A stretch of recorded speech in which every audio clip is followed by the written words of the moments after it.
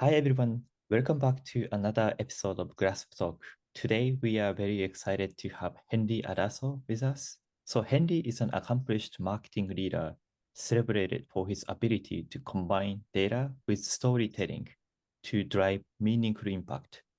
He currently serves as the Assistant Vice President of Marketing and Communications at the United Way of Greater Houston and is President-elect at AMA Houston. So over his career, Henry has led award-winning campaigns, sharpened the strategies of leading brands, and also the three insightful books, Content Mapping, The Art of Messaging, and The Gap. With expertise in digital transformation, demand generation, and strategic marketing, Henry's innovative approach has earned him numerous awards, such as the Texas Social Media Award and AMA Crystal Awards. So today, we will dive into Henry's dynamic journey, the art of impactful storytelling, and the future of marketing. Thank you for joining Henry today. Thank you for that very kind and generous introduction, Kazuki. Appreciate it. I'm glad to be here. Thank you. So, first of all, your career journey has been incredibly diverse, from leading marketing at global brands to writing books and mentoring, right? And so, can you tell us what inspired you to pursue like marketing and storytelling as a career path?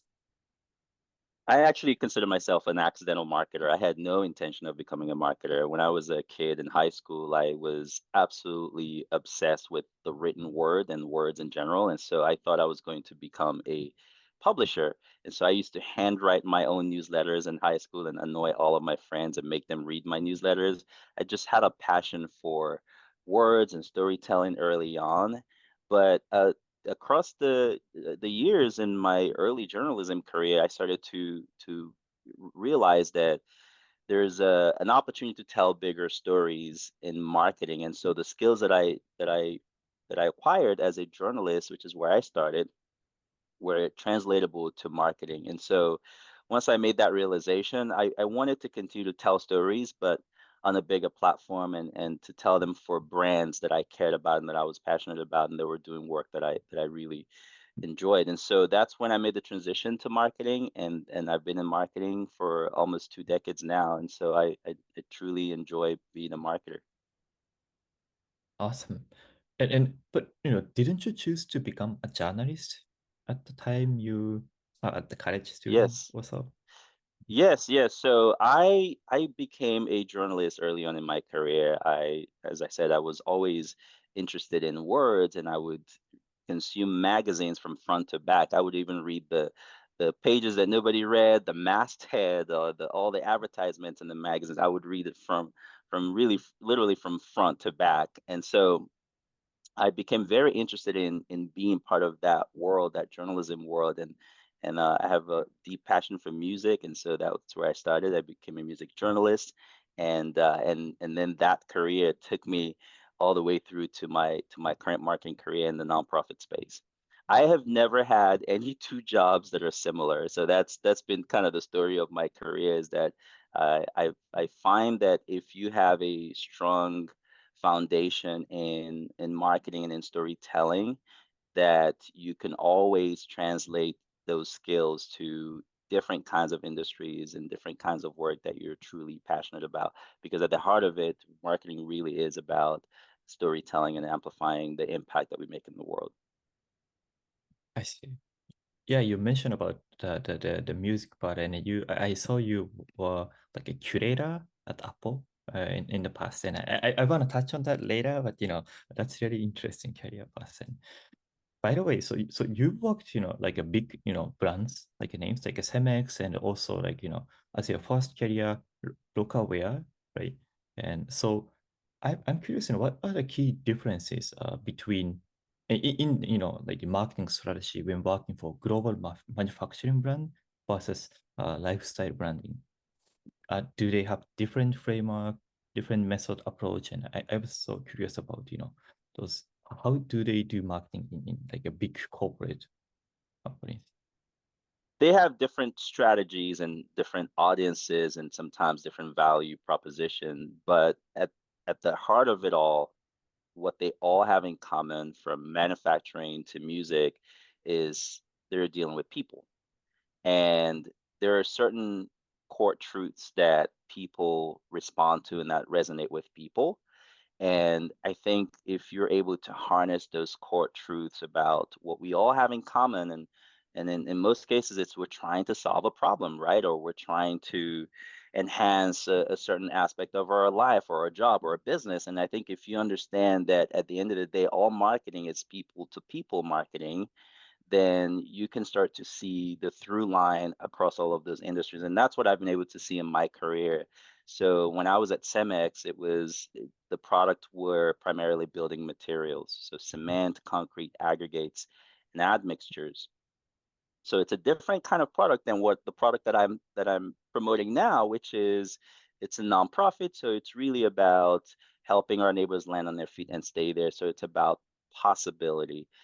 It's about helping people achieve financial stability. It's a different kind of proposition, but at the heart of it all, we're still dealing with people. And so when I was at Cemex, my focus was on how do we deliver to our customers to help them solve the problems that they're trying to solve, whether it's building roads and infrastructure or buildings that help support our society, or all of those things are incredibly valuable. And now it's about how do we help families and individuals achieve financial stability. So at the end of it all, it's really all about people. And I think if we understand people, then we can become better marketers. I see. Nice. And then like then what are the like huge mistakes that online brands make with, let's say, messaging? I think like, yeah, I'm curious about that part. What are the common pitfall or, yeah, mistakes? I think the number one is assuming that we are our audience, and that the things that resonate with us will resonate with the people that we are trying to reach. And it turns out that what often works is if we're able to put on the hat of empathy and try to understand the customer's position and their vantage point and their worldview and their motivations, then we can become more effective with our messaging. And so that's a powerful lever that I think can take your messaging from not resonating to resonating. And so another one that I'll just share quickly is that oftentimes it's tempting to want to reach everyone, or to want to reach as many people as possible. And while I understand the appeal of reaching as many people as possible, what often works is being very clear and very specific about who will be the ideal person that will find meaning in what we have to offer. And then focusing on serving those people as well as we can. And that may be as small as starting with the 10 people that are most likely to find what we're offering to be meaningful and relevant to them, and then over delivering to them so that if they're happy, they're going to tell the others, and then the others are going to tell the others, and that's how our thing begins to spread. Because the alternative is that we try to reach everyone, and that's resource intensive. So our message has to be radically specific to the 1, 2 through 10 people that are our ideal target audience, to use a marketing term, and then delivering our promise to those people so that they can then become our brand advocates. But is that the same for like a global consumer company? Let's say Apple, Google, they need to target all, Absolutely. I think, all the people, right? But do you think they should have the same strategy, like a focus on 1 to 10%? Sorry, I was just curious about that part. It's absolutely the same strategy for Apple. So what is Apple's value proposition? Think different. That's not for everyone. Mm. So they're saying, if you want to change the world and you want to think different, we are for you. Here's our product. And then those people go and tell the others. And that's how their thing spread. So for them, maybe it's not the first 10, because Apple is, as you mentioned, a global company, massive company. But for those of us that are not Apple and we're trying to figure out how to get to where they are, that is absolutely the same. Is to think very, very clearly about who is that one person that we want to reach and hold them in our mind's view as we're creating our content, as we're creating our messaging, so that it helps not only clarify that this is for you, but it also humanizes the messaging for them. I see. Interesting. But just curious, like, how is like, marketing, campaign process or like generating marketing concept. So, so how many people are related to like, marketing project, and so who, come up with the like, marketing concept, and so who, verifies, oh, this is the right target, right people, so to reach out. And so, and how to like evaluate, oh, this message is like conveying, your company's value proposition to, right people. So how many people are like related to the marketing project? Also, how, marketers works? All of us, so everyone in the Mhm. involved in the business, from the CEO, if you have one, to the sales staff, are all marketing touch points.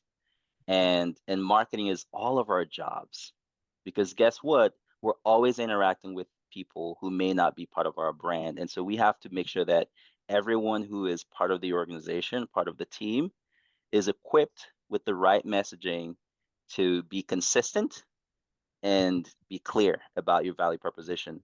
Because if you can do that consistently, then people start to recognize you for what you present and what you offer to them. And then that's how you build trust and credibility. And so oftentimes we make the mistake of siloing marketing. And so the marketing people go off to a corner and they do their marketing fancy things and they create all of that, but then nobody's using any of it. And so what we have to do is recognize that all the way from operations to HR to sales to business development to IT to everybody is a touch point, and to make sure that everybody has access to your messaging. I see. Yeah, but so I think this is pretty common question or common situation, but so like, there are marketing team or sales teams or in the organization, in company, right? So, and there are software developers, back office people. So they don't talk to each other, or like, engineers don't talk to customers. So they don't know what they are selling, or what is like marketing, what is a key, value proposition. So yeah, how do you address those situations? So is that like, marketing persons or CEO or CMO's like responsibility to like spread, marketing message in organization, or yeah, just like, how do you address those situations? So the messaging can originate from the marketing team, but what we often Okay. find that works best is if the most senior leadership is bought in, then you have a better chance of making sure that that message spreads across the organization. So whether that's a CEO or somebody else, but the marketing team, or whether it's a team of one, which oftentimes that's the case, that marketing team or marketing person works in collaboration with the senior leadership to say, hey, here's what we're seeing from the data or the focus groups or your A/B tests in terms of the messaging that resonates with our core audience, and have that partnership with them. That then allows you to ensure that everybody within the organization has a chance to participate, to buy into the messaging as well. And then it's about how do we make sure that we centralize our core messages so that it's accessible to the entire organization, because they're out there talking to people and you want to make sure that your messaging is clear, and that they're speaking with confidence, and that they're also critically being consistent across all those different touch points. I don't know if that answers your question, Kai. Okay. So yeah, thanks. Okay. Yeah, but so yeah, thank you. And in your opinion, now because like a digital landscape is really crowded, and in your opinion, what makes a story compelling and enough to create meaningful impact? You mentioned like that should be we should focus on 1%, 1 to 10%, and try to share something that can resonate with them. But if others, their competitors, do the same thing, how can we stand out? And what's your opinion around this? I mean, competition and standing out. We have to highlight the transformation that we create. Oftentimes, it's tempting to lead with the features or benefits of our product, service, or organization. And those features are going to be things like the descriptive elements of the work that you do or the product that you're offering, the technical specs. Those are the easiest thing to reach for because we know them instinctively. But it turns out that those features might appeal to 20% of your audience who are more technically minded. And so we don't engage the other 80%. But if we're able to harness and highlight the transformation we create, meaning how will my life be different after I interact with this product or this brand? That's a transformation. What will be different tomorrow if I buy this product that you're offering to me, this widget that you're offering to me? How does it change my life? That's the thing that appeals to the heart, which is where we make the decisions. And so if we're going to differentiate ourselves in a crowded marketplace, we have to lead with the transformation that our product or service offers. I see. Yeah, Thank you. thanks. And is there sorry, I'm not a marketing person. I know some, kind of framework in marketing, but do you have some framework you use every day or your daily work, in your marketing process? And I know like a AIDA, like awareness, interest, I forgot that's what acquisition, until acquisition process. Do you have some kind of framework, like understanding why people buy and how to like infuse that into your marketing and so on? Kazuki, you're more of a marketer than you give yourself credit for, by the way. So let's just get that out of the way. The framework that I use is going to disappoint you because it's incredibly simple. It's these three questions. Whenever I'm engaged in the marketing environment, I always start with these three questions, and they're ingrained in my head. And those three questions are: what is this? What am I offering? What's the thing that's on offer? Who is it for? Meaning, who is that one person that will be so grateful that I showed up with this thing, this widget? And why should they care? That's it. What is it? Who is it for? And why should they care? Now, I can give you a whole bunch of tactics on SEO and PPC.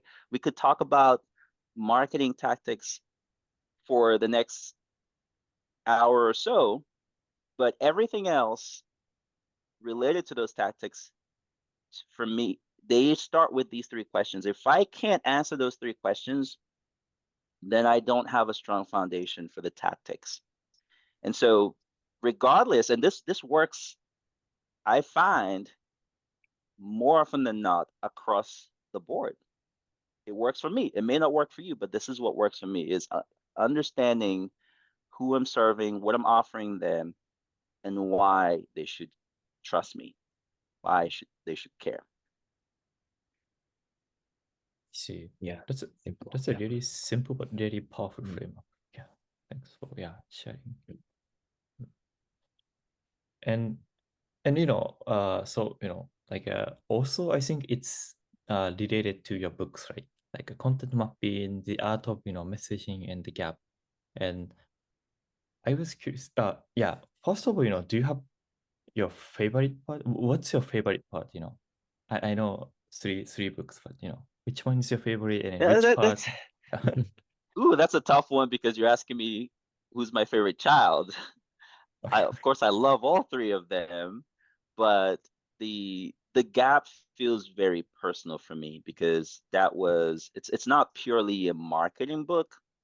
It's a meditation on how to close the gap between our dreams and our current reality, whether it's in business, in life, goals that we may have, like writing a book, and it's a summary of the lessons that I learned writing my first book and all of the mental obstacles I had to overcome to take that book to the finish line.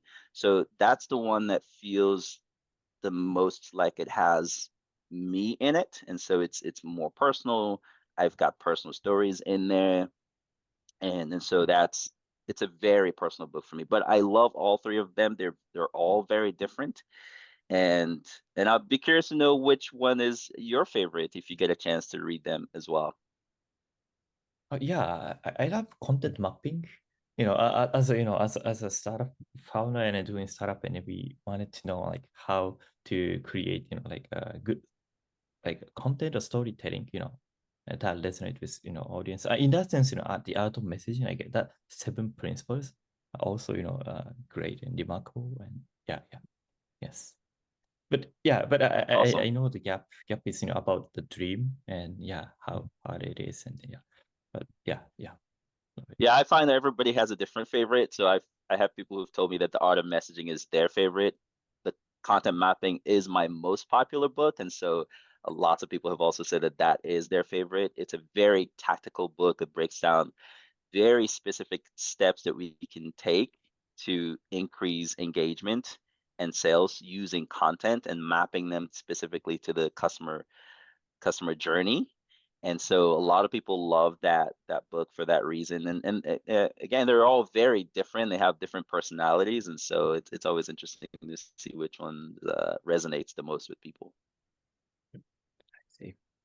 And at the same time, I'm curious, well, what so because you are a book author, right? And then I don't have many friends, who wrote book or written a book in the past. So I was always curious, why did you decide to write a book? And also I know, people write a book once, but you wrote 3 books. And why, you know, yeah, because you mentioned you love writing, and maybe is that the reason behind the books?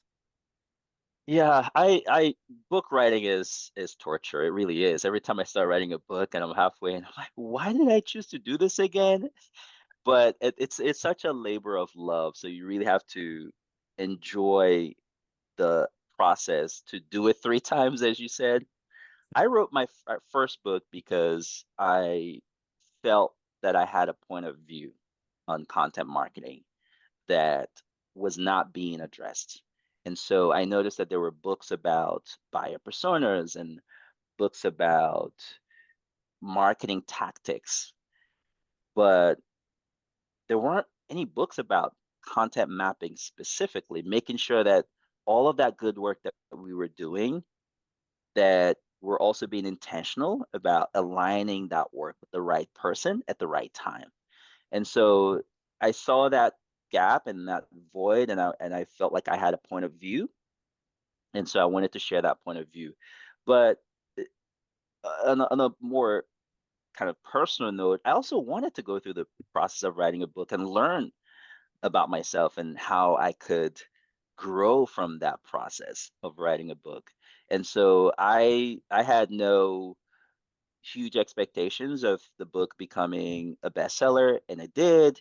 It ended up selling lots and lots of copies. All of that surprised me. I was happy by that happened, but the goal for me was to could I one share that perspective that I have, and hopefully it resonates with one person, and I would be happy with that, and also learn the process of putting together a project like a book and taking it across the finish line. So that's why I wrote the first one. And then the second one was an idea that came to me in a flash after I finished the first book, and I wrote it in 3 months because it was an idea that it was Oh, wow. sort of like I couldn't go a day without thinking about this idea, and so it was always present in my mind, and I wanted to get it out in case somebody needed to hear that perspective. And then the art of messaging came about because I saw the evolution of marketing as the internet became more democratized, and as we started to see the emergence of various marketing tactics that made it more competitive for businesses and for marketers, I felt like messaging was still the tool and still the marketing lever that is still a difference maker, regardless of what's going on around us, regardless of how many AI platforms emerge, or regardless of how SEO landscape evolves. The one tool that I believe marketers can still call upon is messaging. I believe it still has the ability to make a difference. And so I wanted to articulate the rules that I followed throughout my career to create compelling messages, whether it's when I was worked as a journalist or as a content marketer, and to share that with others. And so that's what got me into the process of writing books. Every time I feel like I have a perspective, and it's a perspective that needs to be discussed in a comprehensive manner, then I see that other people are asking questions about that topic, or they have um, there are gaps in the marketplace that could be filled, then that's when I feel like, okay, this could be a book. See, and are you going to write another one in the future?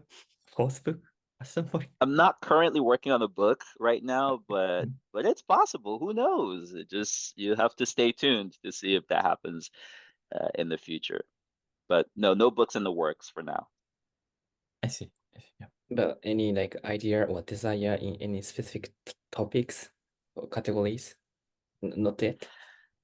There is an idea that Mm. has been it's been brewing in my mind probably for about 7 years now, Wow.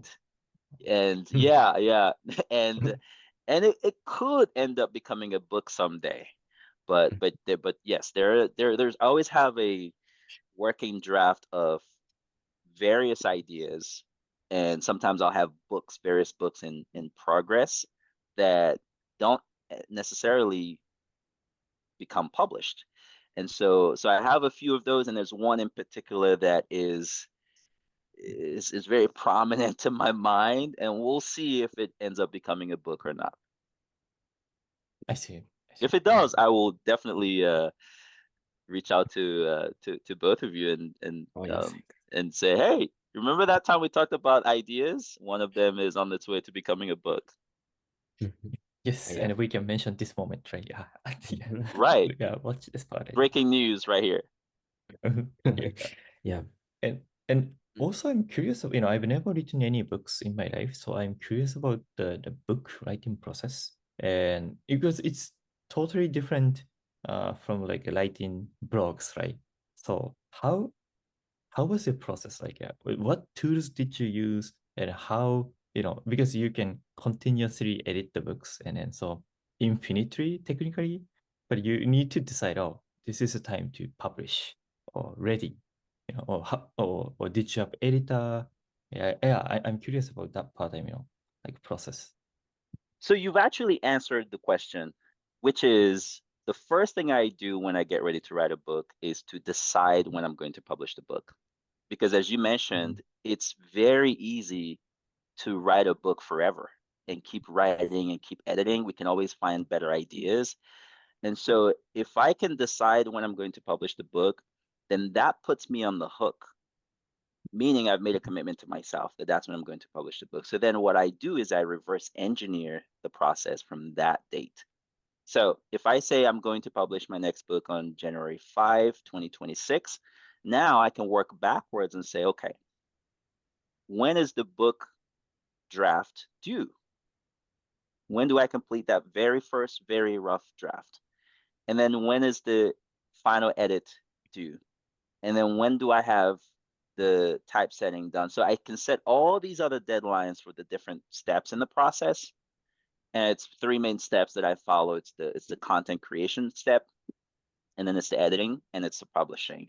So content creation, drafting, and I usually go through multiple drafts, and then editing, same thing. I go through multiple rounds of edits, and then publishing. So all the things that we do to publish the book, from typesetting the book to cover design to actually putting the book out in the world. So that to me has worked the best, is knowing when I'm going to publish, working backwards to create a schedule. Do I use editors? I do. I actually find that the book writing is a team effort. And so sometimes people assume that DIY means, do it yourself, means do it alone. It doesn't. You can absolutely have a team supporting you when you're publishing a book, and I usually do. And so I have typically a team of editors. There is the copy editor who edits the copy and sometimes will also do line editing, which is to go line by line to edit the manuscript. And then I have a proofreader that follows the copy editor to ensure that there are no mistakes, no typos. And they'll sometimes do things like sensitivity reading for me as well. So, and I've used the same team across multiple books. And then I have a book cover design, because book cover design is I have a book cover designer who works specifically in that genre, because book cover design is its own genre. And so again, I've had the same book cover designer across all three books, and then I'll hire someone to do the typesetting and the interior layout of the book, and then we publish. So it's absolutely a team effort. I rely on other experts in their fields to support me, and I just focus on the writing portion of it.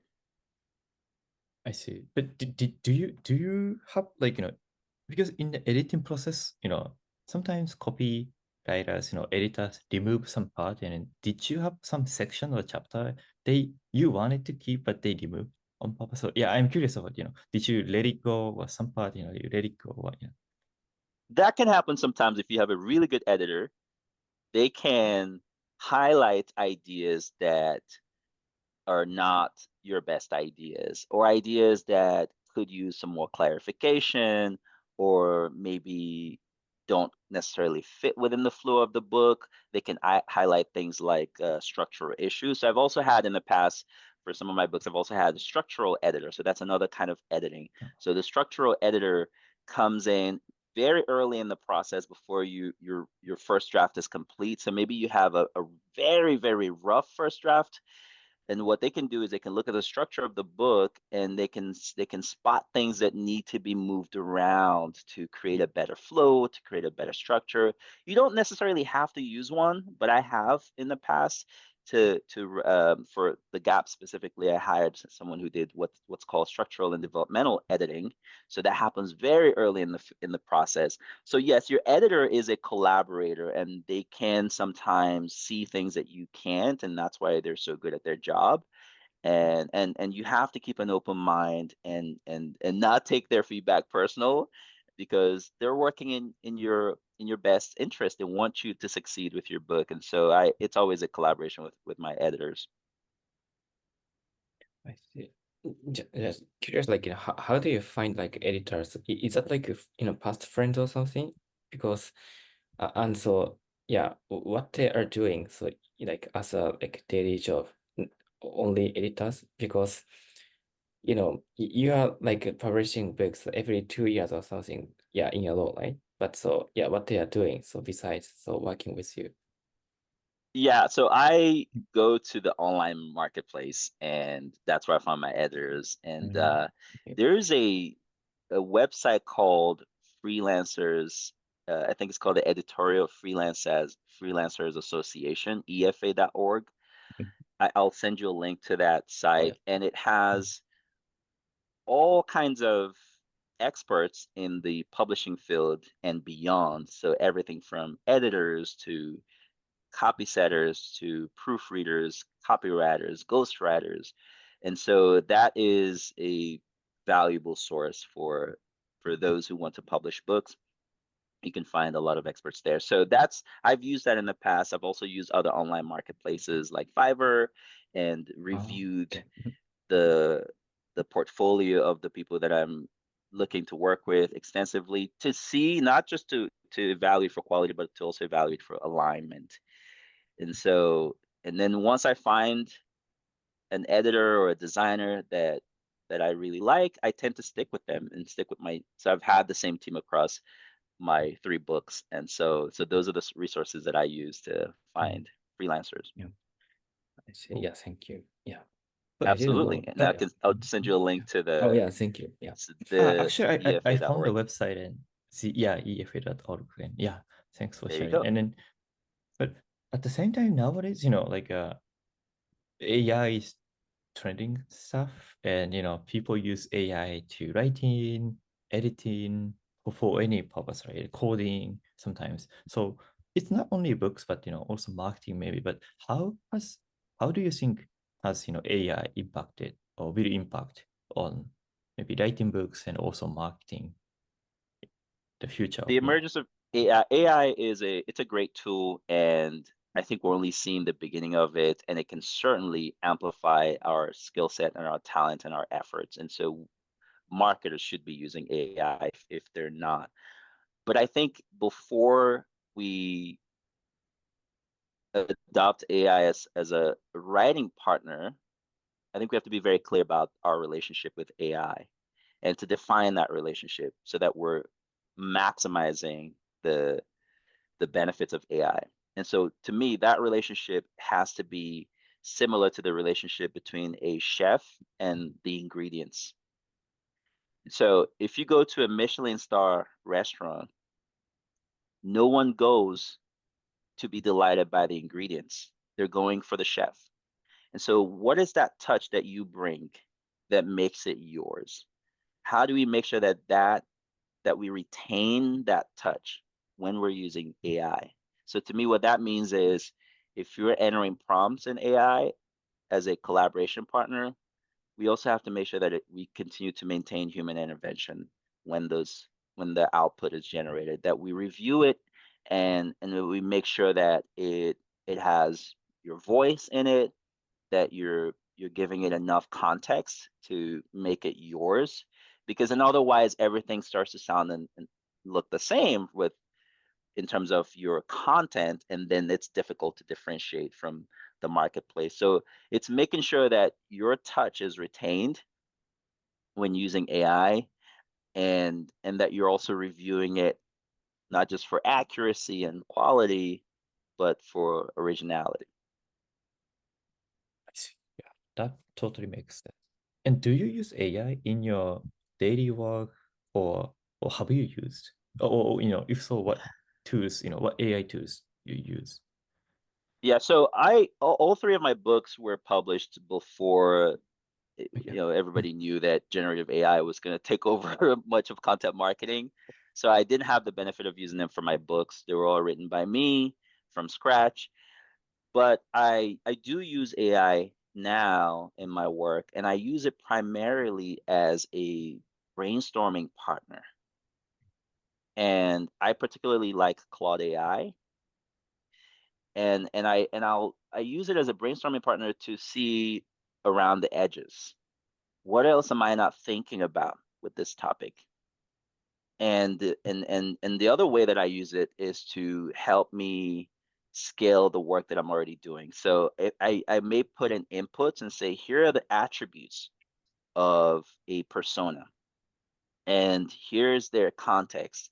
Here's what they're dealing with, and I'm trying to craft, let's say, a marketing campaign to appeal to that audience. Based on these attributes and the context, AI can then give me some ideas around the edges that I may not have thought about.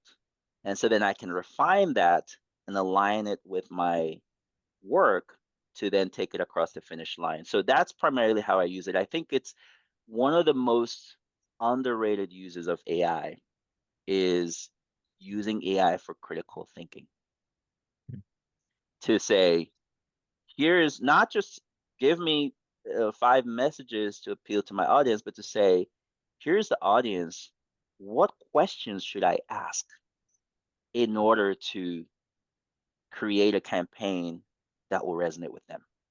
Right? Like going back one step to understand the strategy, if you will, for appealing to that audience. And so now I can look at those questions and then review it, evaluate, okay, are these the right questions? Is there anything else that I'm not thinking about? And then you can move on to the next thing, which may be, all right, what are those, what does this campaign need to look like? What channels would be appropriate, etc. And Claude is good for critical thinking, do you think? I think so. I think Claude is better at a lot of things than ChatGPT, including spotting inconsistencies, which is another thing that I might do, is to say, okay, here's a product that I'm putting together. Help me identify the inconsistencies here. So I think it's also really, really good at copywriting and good at helping you see around the edges.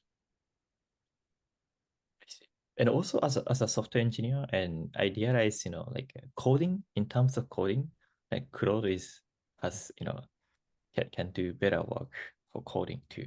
Yeah. Right, I right. have, It absolutely has those coding capabilities, as you mentioned. Absolutely. So, now I want to know about your music side, and you were a curator at Apple and for 5 years, 5 or 6 years, right? And I was curious, what is curator? And also you mentioned that you improved retention, and we want to know the backstory, behind story about that part, if you can share.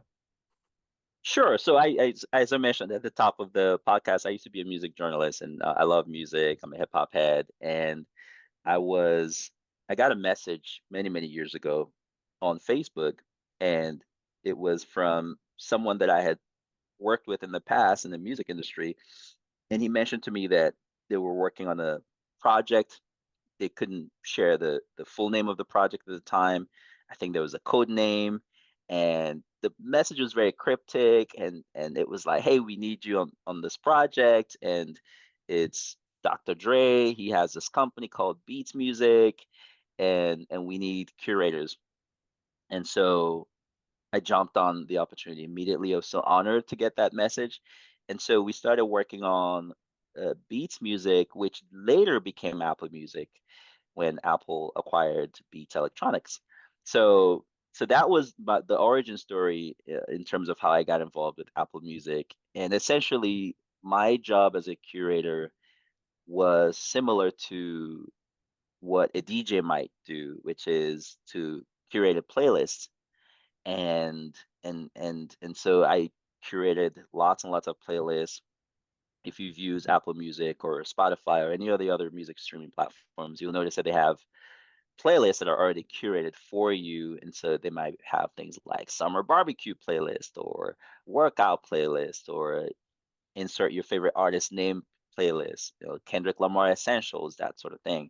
And so I helped curate hundreds of those playlists for Apple Music, and it was such a blast, such a fun job. I couldn't believe I was getting paid to do that because it's something I already enjoy doing in my spare time. I still make playlists to this day. I used to make them when I was in high school, so it was so much fun. But essentially, what we were doing was creating playlists for music lovers like myself, and of course, if people love the playlist, then they're more likely to use that particular streaming platform, which helps the platform increase their retention. Yes. I'm curious about the criteria or your process of curating, and because let's say you create a certain playlist, and but how do you pick? I've never created a playlist in my life. Okay, oh, So in this same concept, oh, I yeah, want to go by this first and this second, so and yeah, I'm curious about the yeah. process. Yeah.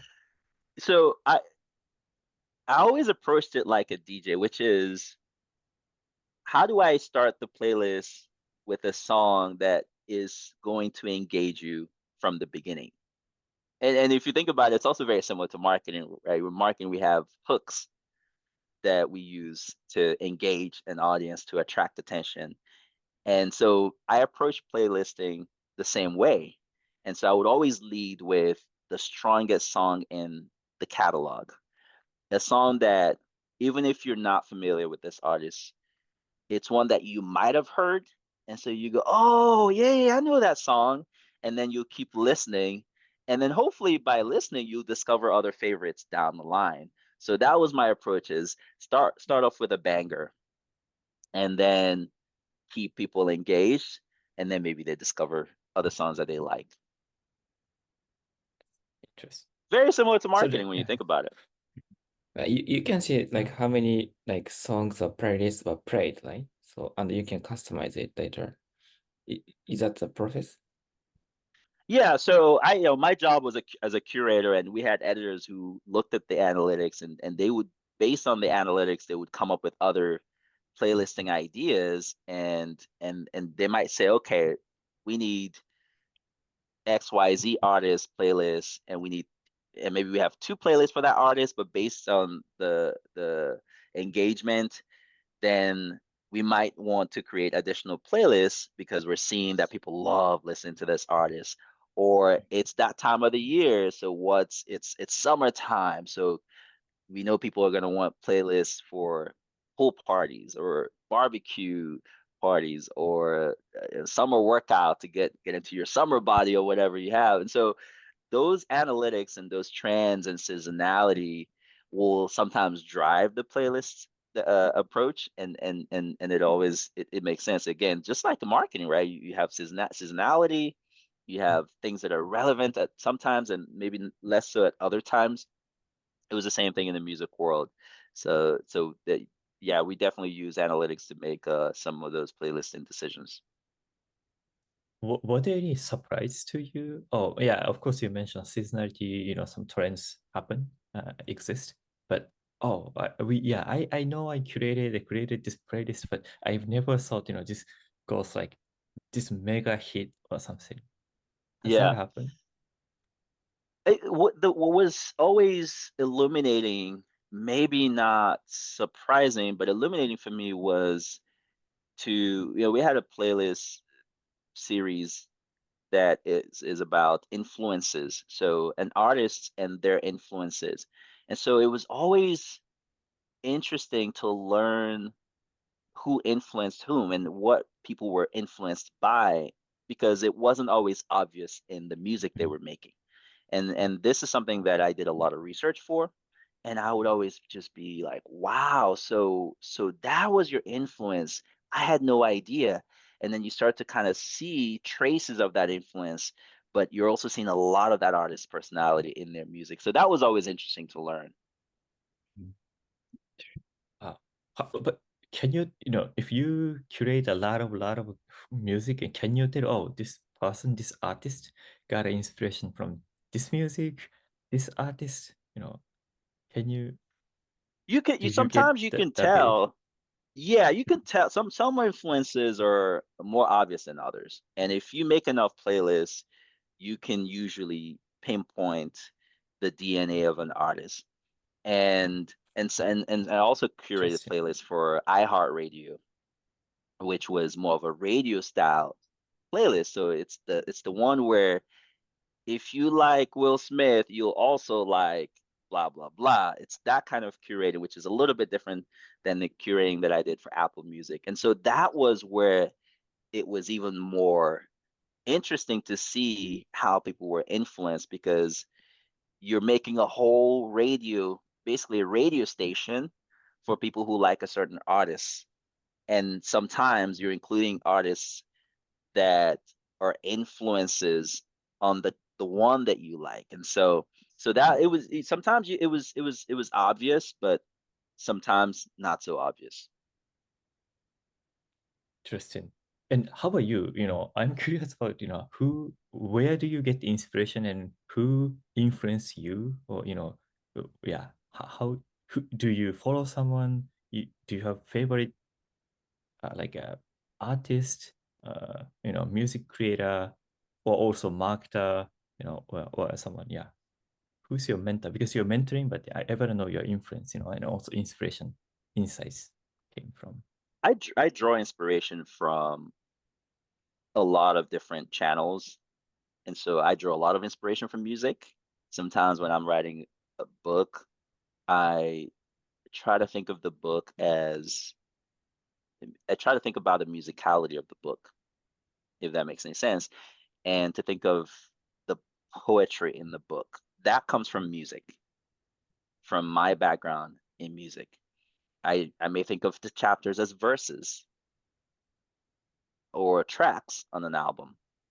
And that is also that comes from music. And so my influences are I like to take things that are not obviously connected and connect them, because I what ends up what results is something new and fresh and always interesting and exciting to me. So when I was at Cemex, we designed a hat that the inspiration for the hat came from a Pharrell shoe that I owned. And so there's a when I worked in music, I was gifted a pair of Pharrell sneakers and skateboard, and inside of the shoes, there were all these different body parts that connected to like the feet and like, and it was super cool the way the illustration, the graphics, super really interesting. And so we took that idea and we put it on the hat for a cement company, and that hat was very popular, by the way. People loved that hat. And so that I try to draw inspiration from fashion, from hip hop culture, from music, from seemingly disparate places, and then put them together. We also did, when I was at Temex, we created we used to have just a traditional holiday newsletter, and then one year we flipped the script and we made it into a comic book. I loved comic books growing up, and so instead of here's a newsletter, thank you for being a customer and happy holidays, we made it was called Tales of Cement comic book with superheroes, and we did a whole superhero photo shoot, and it was super cool. Customers loved it. People were asking for copies after we sent them out, and so that's kind of where I draw inspiration from, things that are interesting to me, and I just try to connect them. Wow, I see. Yeah. Yeah, I love it. You collect Mm. things from other parts, and yeah. I Sorry, see. Kate. You Yeah. were going to say something. Yeah, so when you get inspiration or when you learn something, so where do you keep those ideas and learnings or knowledge? So do you have any like second brain not taking up anything? Yeah. I I probably have too many apps. Okay. I am a collector of ideas, and I will store them wherever it's fastest for me to store them, because I don't want the process to get in the way. And so I do have, sometimes I'll store them on Drive. I'll store the ideas in notes. If I see something, I'll just clip it and store it.